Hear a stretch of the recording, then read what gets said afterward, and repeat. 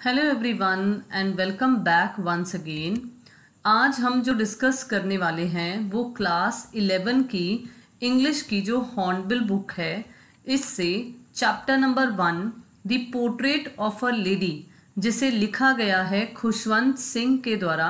आज हम इस चैप्टर में से character sketch of grand mother discuss करेंगे। तो चलिए विदाउट वेस्टिंग एनी टाइम शुरू करते हैं हमारा आज का सेशन।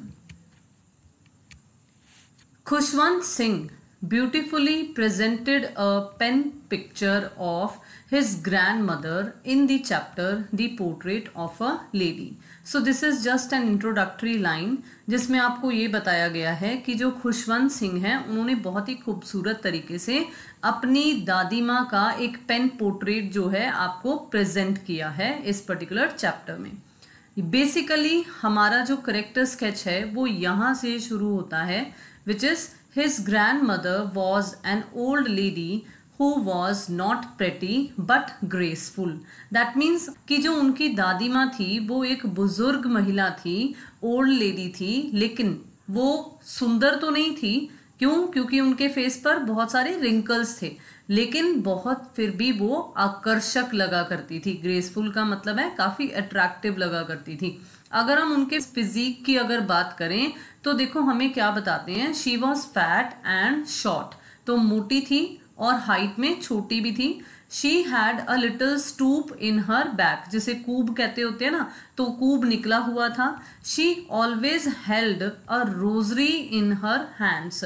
तो अब यहाँ पर आपको क्या बता रहे हैं कि उनके हाथों में ना हमेशा वो जो मनकों वाली माला होती है तो वो प्रेजेंट होती थी। हर lips always moved in inaudible prayers, that means silent prayers। तो उनके जो लिप्स हैं वो ज्यादातर साइलेंटली मतलब मन ही मन में प्रे करती रहती होती थी, भगवान का नाम जपती रहती होती थी। तो she used to pray while getting the author ready for the village school। तो मतलब जब वो विलेज में हुआ करते थे दादी माँ और खुशवंत जी, तो क्या होता था उस वक्त जब उन्हें उनकी ही सारी रिस्पॉन्सिबिलिटी होती थी। क्योंकि अगर आपने समरी समझी हो ध्यान से तो आपको पता है कि जो पेरेंट्स थे वो तो सिटी में रहते थे, तो इसलिए यहाँ क्या आपको बताया जा रहा है कि बेसिकली जब वो विलेज स्कूल में हुआ करते थे ऑथर, तो उन्हें जब रेडी किया करती थी सुबह मॉर्निंग स्कूल जाने के लिए, उनकी हेल्प भी किया करती थी, प्लस उस वक्त भी वो प्रेयर गाती रहती होती थी ताकि जो ऑथर हैं वो भी वो सीख जाएं। She used to read the holy scriptures also। ये कंसेप्ट हमें तब पता चलता है जब जो टेम्पल में ऑथर पढ़ने के लिए जाते हैं, उसी टेम्पल में ऑथर तो बाहर बैठकर पढ़ाई किया करते थे, बाकी सब बच्चों के साथ प्रीस्ट जो हैं वो पढ़ाया करते थे, लेकिन दादी माँ जो हैं वो टेम्पल के अंदर बैठकर क्या किया करती थी, होली बुक्स पढ़ा करती थी। नेक्स्ट हमें बताते हैं कि she was a generous lady too, means वो एक काइंड लेडी भी थी। देन क्या कहते हैं, she used to feed dogs in the village and sparrows in the city. तो जब वो गांव में थे तो क्या किया करते थे, तो वो जो डॉग्स थे मतलब जो स्ट्रीट डॉग्स थे उन्हें वो स्टेल चपातीज बासी रोटी दिया करती थी खाने के लिए जब स्कूल से वापस आते होते थे। बिल्कुल इसी तरीके से जब वो सिटी में शिफ्ट हो गए थे तो उन्होंने क्या करना शुरू कर दिया था, उन्होंने स्पैरोज को ब्रेड क्रम्स खिलाना शुरू कर दिया था। तो इस तरीके से एनिमल्स को लेकर या बर्ड्स को लेकर भी उनका काफ़ी अटैचमेंट था। There was a deep bond between author and his grandmother। तो एक बहुत ही अच्छी सी फ्रेंडशिप थी दोनों के बीच में। Although she did not believe in English education, yet she was very concerned about author's education।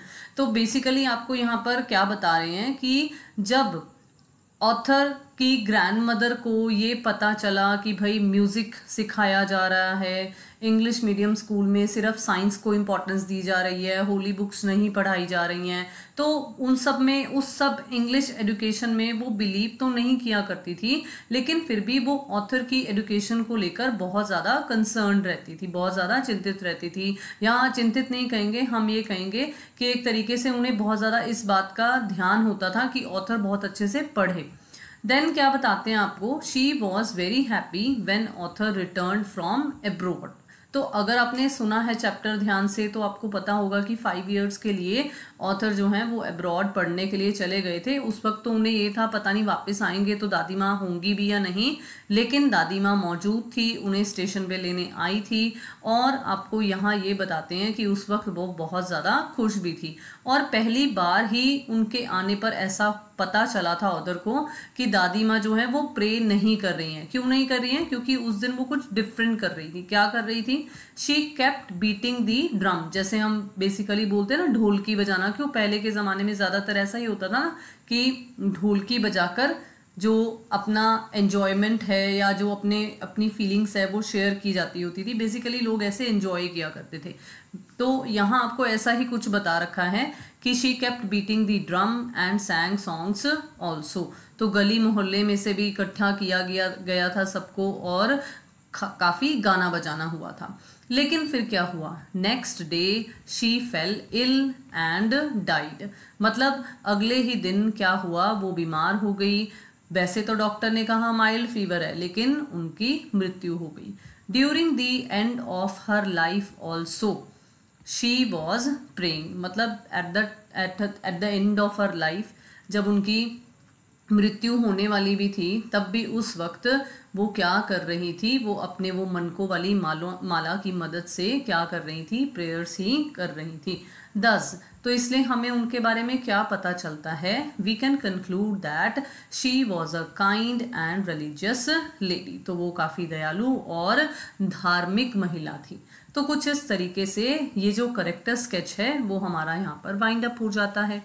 मुझे उम्मीद है कि आपको बहुत अच्छे तरीके से ये समझ में आ गया होगा। So thank you so much for watching the video, and yes, don't forget to do the honors.